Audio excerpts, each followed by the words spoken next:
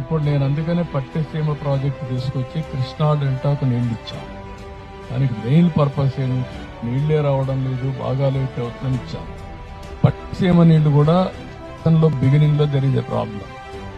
అక్కడ నీళ్లు రావాలి, గోదావరి జిల్లాలకు నీళ్లు ఇవ్వాలి, నార్మల్కి మళ్ళీ ఇక్కడ తీసుకురావాలి. అది ఒక వారం 10 రోజులు అవుతుంది. దీనికోసం ఇప్పుడు ఆలోచించింది అంటే తొలి చేతుని మేము మేలోనూ నీళ్లు ఇచ్చి జూన్లోనే మీరు నార్మల్ వేసుకోగలుగుతారు. జూన్లో వేసుకుంటే ఇంకా అర్లీగా వస్తుంది, సైక్లోన్ మీద పడకుండా పంటలు వచ్చే పరిస్థితి వస్తుంది. ఇవన్నీ కూడా రైతాంగంలో డిబేట్ జరగాల్సిన అవసరం ఉంది, చర్చ జరగాల్సిన అవసరం ఉంది. రైతులందరినీ ఇన్వాల్వ్ చేస్తాం. 5-6 నెలలు ఇన్వాల్వ్ చేసి లాభసాటిగా ఏ పంటలు వేస్తే ఆదాయం వస్తుంది చర్చ ఇవన్నీ చేస్తాం. చేసి వ్యవసాయాన్ని ఏ విధంగా ఆదుకోవాలని ఆదుకుంటాం.